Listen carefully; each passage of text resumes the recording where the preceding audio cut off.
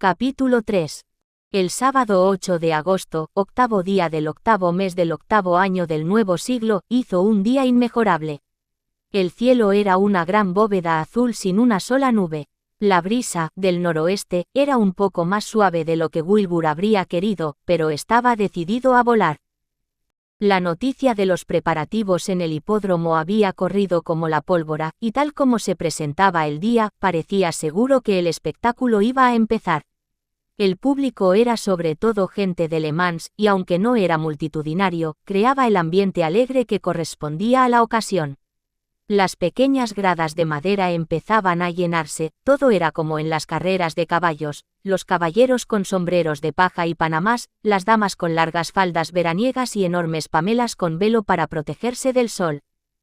Aquí y allá podía verse a jóvenes de la ciudad subidos a los árboles que rodeaban la pista. Era la atmósfera de una excursión estival, un cuadro tan distinto y alejado de Kitty Hawk, en Carolina del Norte como cabía imaginar. Algunas parejas habían llevado cestas de viandas.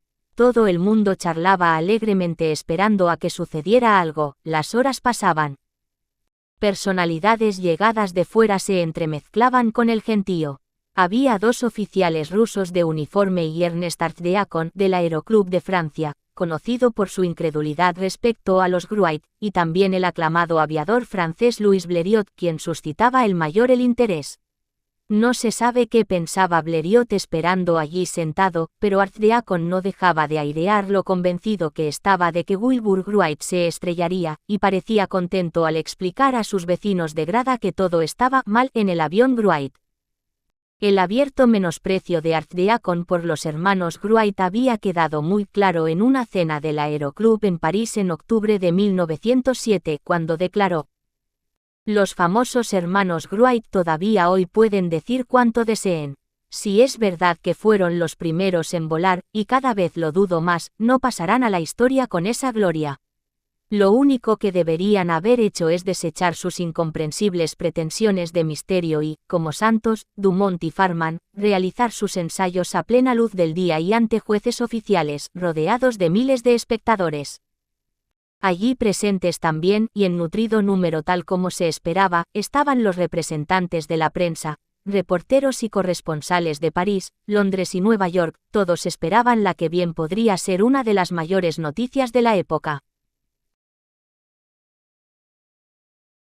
Wilbur, que se había levantado temprano como siempre, no parecía tenso ni agitado. Esa callada seguridad en sí mismo era tranquilizadora, dijo Harbert después. Algo que resaltaba aún más lo imponente que parecía, al menos para mí, era que no se había vestido como quien va a hacer algo osado o insólito. Por supuesto, no llevaba casco ni chaqueta especial de piloto, ya que tales prendas entonces no existían, pero allí lo teníamos con su traje gris normal y corriente de siempre y una gorra. Y, como casi siempre que no llevaba mono, con cuello alto almidonado. Dentro de la caseta, Wilbur siguió con los preparativos, comprobándolo todo con gran concentración. Como dijo un observador de la prensa, ni la impaciencia de todo el público que esperaba, ni las burlas de los rivales, ni la presión de una situación económica no siempre fácil podían inducirle a pasar por alto un problema sin haber hecho todo lo posible por entenderlo y ponerle solución. Para los espectadores, lo único que anunciaba algo de lo que tal vez estuviera a punto de suceder era la pista de lanzamiento con la alta catapulta de 4 patas en el centro del campo y el carril de salida perpendicular a las gradas, apuntando directamente a los árboles del otro extremo del campo.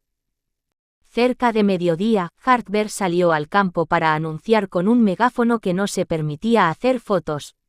Con grandes aspavientos y tras un rato deliberando, los desesperados fotógrafos de prensa, que habían esperado día y noche, acabaron dando su palabra de que no harían ninguna fotografía si el señor Wright accedía a permitirlas el lunes. Para asegurarse de que ningún aficionado tomara fotos, un fotógrafo de prensa patrullaría el campo en bicicleta. Eran ya casi las 3 de la tarde cuando abrieron las puertas de la caseta y llevaron rodando el reluciente flyer blanco a pleno sol, donde Wilbur siguió rematando detalles. Luego recorrió andando el campo a lo largo y a lo ancho, comprobó que el carril de salida miraba directamente al viento, inspeccionó la catapulta para ver que todo estuviera en orden y supervisó la subida de la pesa de hierro, sin apresurarse lo más mínimo en ningún momento. Bert, Boye y varios otros le ayudaron a empujar la aeronave, subida para ello a 2 pares de ruedas. Avanzaron suavemente hasta mitad del campo y allí la colocaron en el carril de salida. Por fin, a las 6:30, ya atardeciendo, Wilbur se echó la gorra hacia atrás y dijo en voz baja a Bert, Boye y los otros: «Caballeros, voy a volar». Se sentó en el asiento de la izquierda. 2 hombres arrancaron el motor haciendo girar las palas de sendas hélices. Descontento con un ruido que hizo el motor al calentar, Wilbur llamó a un mecánico que estaba en la parte de atrás de la máquina y le preguntó por cierto ajuste de último minuto en el motor. El hombre respondió que se había hecho. Según un testigo ocular, Wilbur se quedó sentado unos instantes sin decir nada.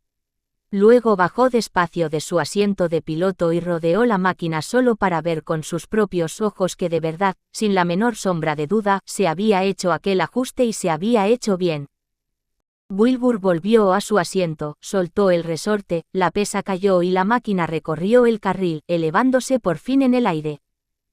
Los vítores subieron mientras él se alejaba hacia una fila de altos álamos, donde, casi en el último minuto, bajó bruscamente el ala izquierda para girar hacia ese lado, dio la vuelta describiendo una elegante curva y volvió volando hacia las gradas.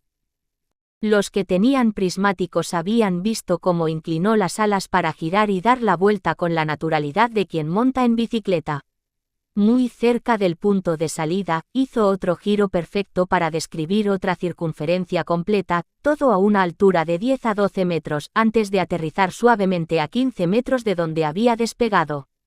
El tiempo total que estuvo en el aire fue de casi 2 minutos, la distancia cubierta 3 kilómetros.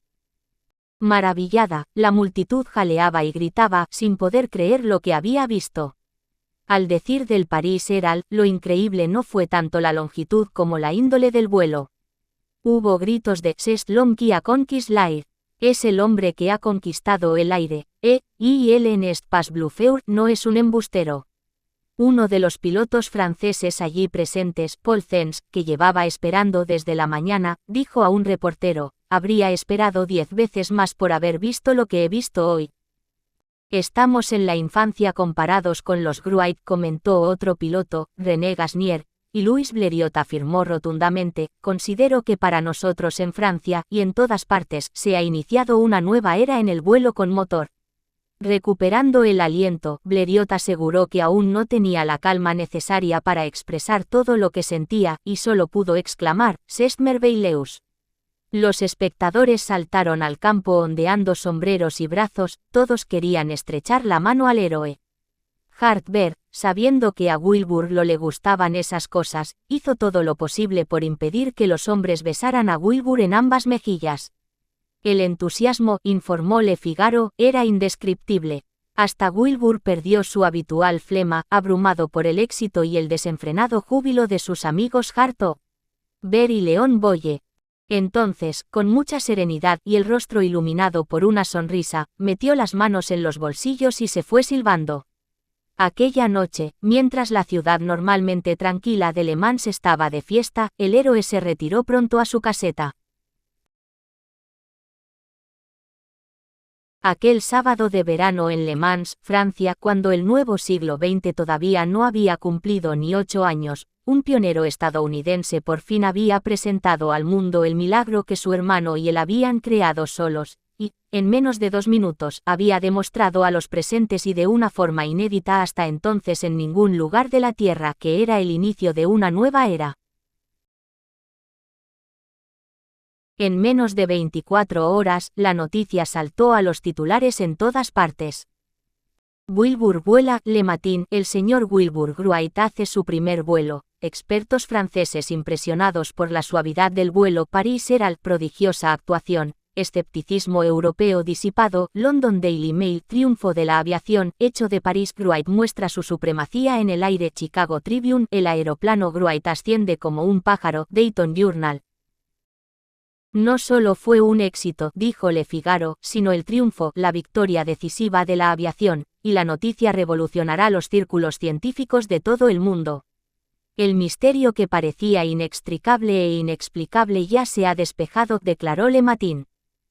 Wright voló con tal soltura y facilidad que ya nadie puede dudar de los enigmáticos experimentos realizados en Estados Unidos, pues tampoco cabe duda ya de que puede permanecer una hora en el aire. Ha sido la visión más extraordinaria de una máquina voladora. Wilbur Wright, según Joseph Brandreth del Daily Mail londinense, había hecho el vuelo en aeroplano más prodigioso jamás presenciado a este lado del Atlántico. La longitud del vuelo no era lo que importaba, sino que su control del aparato había sido absoluto, y, por todos los indicios, podría haber seguido en el aire casi indefinidamente. Los héroes de la aviación francesa se unieron al coro de aclamaciones. Ni uno solo de los antiguos detractores de los Wright se atreve hoy a cuestionar los anteriores ensayos de estos hombres que verdaderamente han sido los primeros en volar, anunció la respetada revista La Aerophile. Hasta Ernest Arthdeacon, que tanta incredulidad había mostrado mientras esperaba en las gradas, se apresuró a reconocer que se había equivocado. Durante mucho tiempo, demasiado, en Europa hemos acusado a los hermanos Wright de mentir. Hoy son venerados en Francia, y para mí es un gran placer contarme entre los primeros en disculparse por esta flagrante injusticia. Hart Bear, eufórico, quería que Wilbur volara otra vez al día siguiente, pero Wilbur se negó.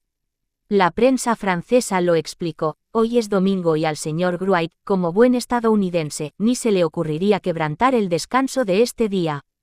El gentío que se desplazó a Unaudieres tuvo que contentarse con mirar el hangar cerrado. El lunes 10 de agosto se reanudó la demostración y llegaron más de 2000 espectadores, esta vez también había estadounidenses. Las posadas y cafés de los alrededores estaban haciendo su agosto. Los que hicieron el esfuerzo de viajar hasta allí iban a quedarse aún más deslumbrados con el espectáculo que quienes habían ido 2 días antes. Era otro perfecto día de verano, pero a medida que pasaban las horas de espera, el calor apretaba. Aún así, nadie se iba. Sentado entre la multitud había un capitán del ejército francés de uniforme que llevaba una cámara. Le advirtieron de que no podría hacer fotografías y dio su palabra de que no lo haría. Pero poco después empezó a usar la cámara y Wilbur, nada más verlo, subió a las gradas encendido de ira y le exigió la cámara y las placas. Al principio el capitán, vacilante, se justificó, pero, según los periódicos, el señor Wright apretó la mandíbula, se cruzó de brazos y esperó. El capitán le entregó la cámara y las placas y abandonó el hipódromo. Tal vez fuera el calor, la tensión o la mezcla de ambas cosas hizo que Wilbur perdiera los nervios.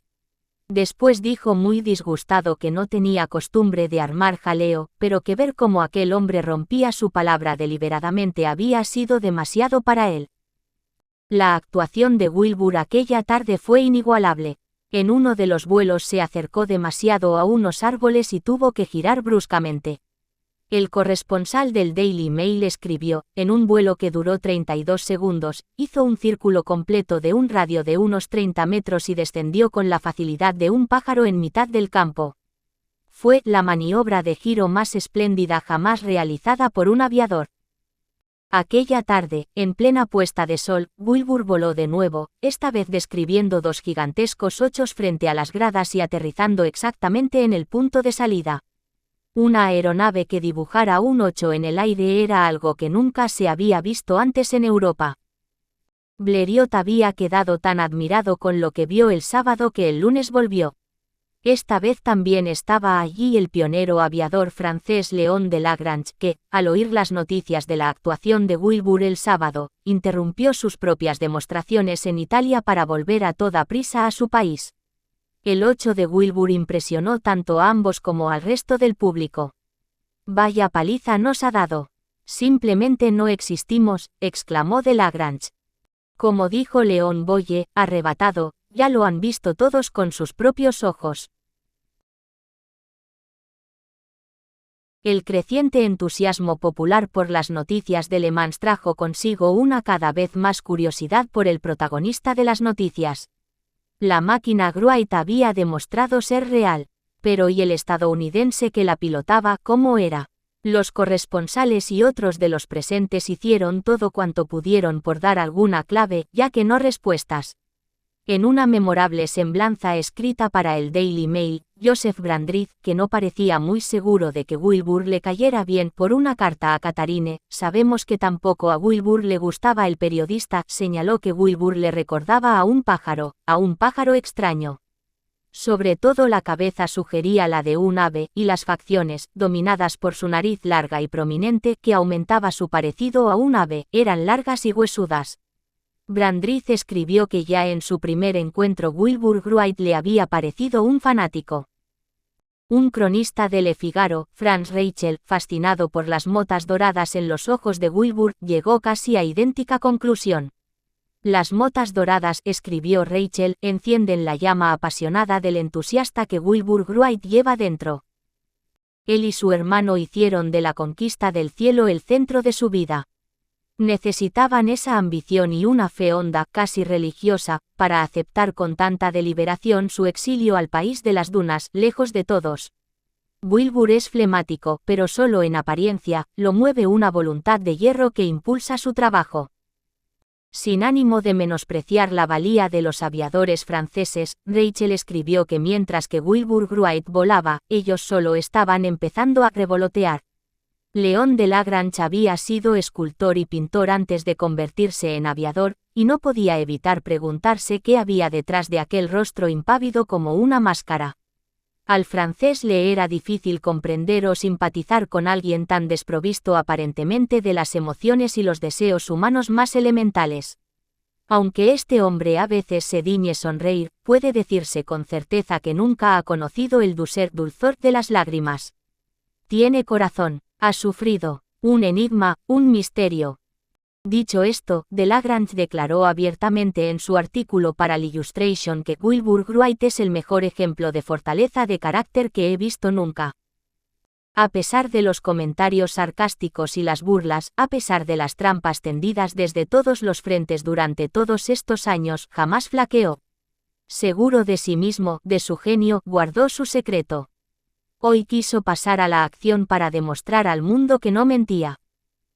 François Pellerey, que había visto a Wilbur más que los demás y sabía más, opinaba que era un tímido, un hombre sencillo, pero también un genio de carácter callado que podía trabajar con los obreros de la fábrica Boye y también completamente solo, que sabía prepararse la comida y lo que le hiciera falta en casi cualquier situación. Aplicaba siempre sus propios procedimientos y a su manera, no alardeaba, jamás actuaba de cara a la galería, la impaciencia de 100.000 personas no aceleraría el ritmo de su zancada. Es más, Pellerey, a diferencia de los demás, había descubierto la vasta cultura de Wilbur, que, en los pocos momentos en que estaba distendido, hablaba con autoridad de literatura, arte, historia, música, ciencia, arquitectura o pintura. Para Pellerey, la devoción de este hijo de predicador por su vocación se asemejaba a la de un iluminado que dedica su vida a una causa religiosa. Al final de un largo día en Le Mans, Pellerey sorprendió a Wilbur con la mirada perdida en la distancia, como soñando despierto.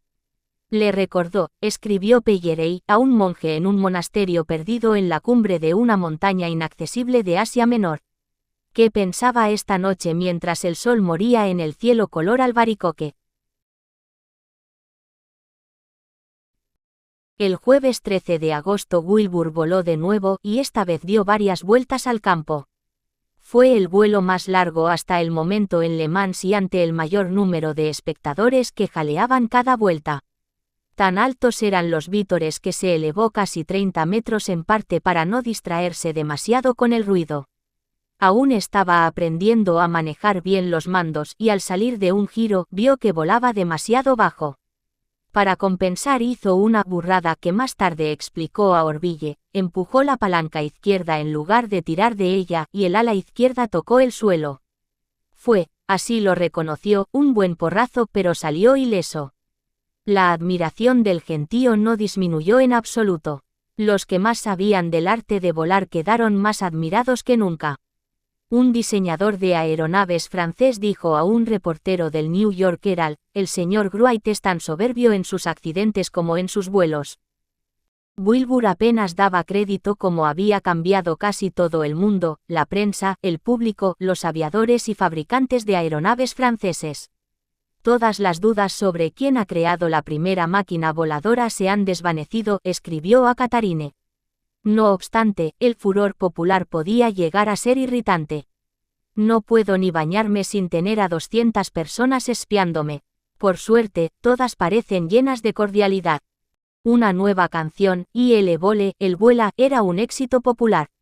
Además, para gran deleite de Wilbur, Hart-Bear había llevado un perro callejero a su campamento y lo bautizó Flyer.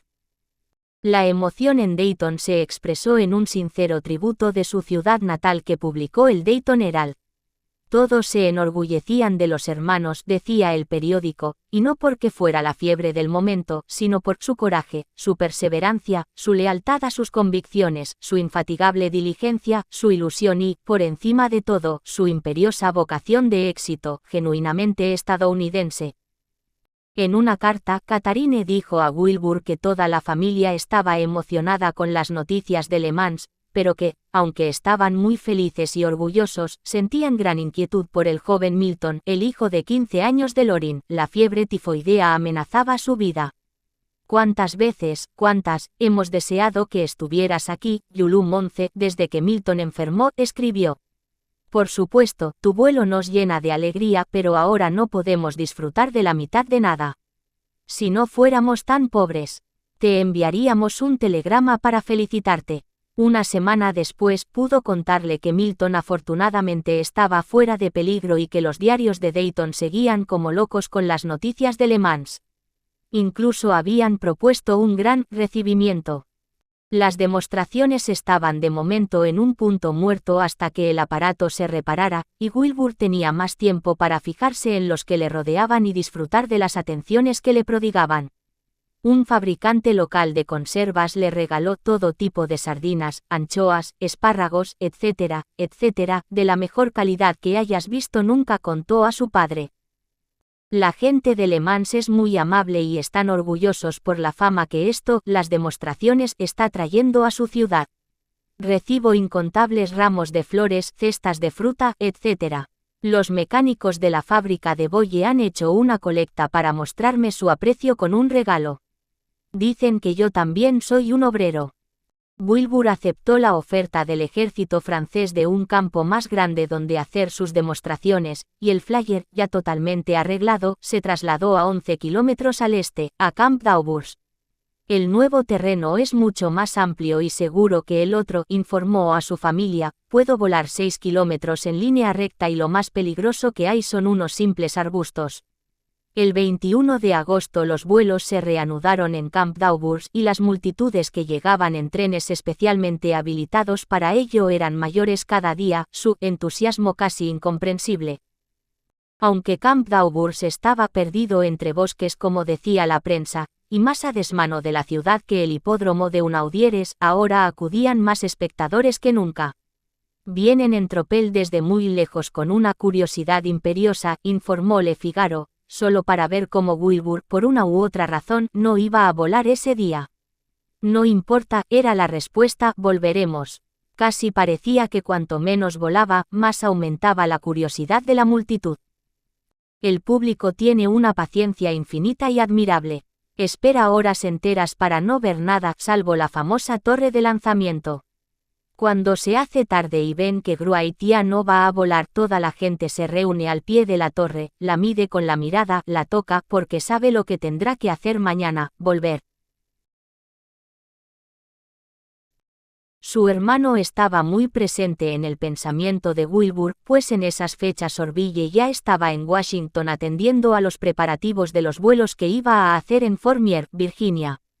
Anteriormente, a mitad del verano, cuando estaba a punto de iniciar sus demostraciones ante los franceses, Wilbur había recibido una carta de su padre instándolo a evitar todo riesgo personal innecesario.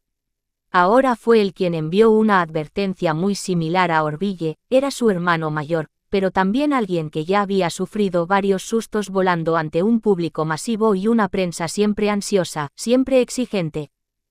Yo les digo con toda claridad que de momento solo voy a ensayar en las condiciones más favorables. Te recomiendo encarecidamente que no vueles. Salvo que el viento esté en calma, hasta coger más seguridad. Por muchas personalidades que acudan, no vueles salvo que fueras a volar igual, aunque no estuvieran presentes. No te sientas obligado a hacer nada mientras no estés preparado. Sé muy prudente y ve despacio a mediodía, a esa hora hay más ráfagas de viento. No dejes a la gente abordarte todo el día y toda la noche. Hablar mucho desgasta y te impide prepararte para lo realmente importante. Pon límites a la cortesía. Si es necesario, fija una hora del día y niégate en redondo a atender a nadie, ni por un minuto, a otras horas. No recibas a nadie después de las 8 de la noche. Y después de unos comentarios técnicos sobre el timón, concluyó, solo puedo añadir que seas extremadamente prudente. La noche del 25 de agosto en Le Mans hubo un banquete en honor de Wilbur en el Hotel du Dauphin. Esta vez sí quiso unirse a la celebración.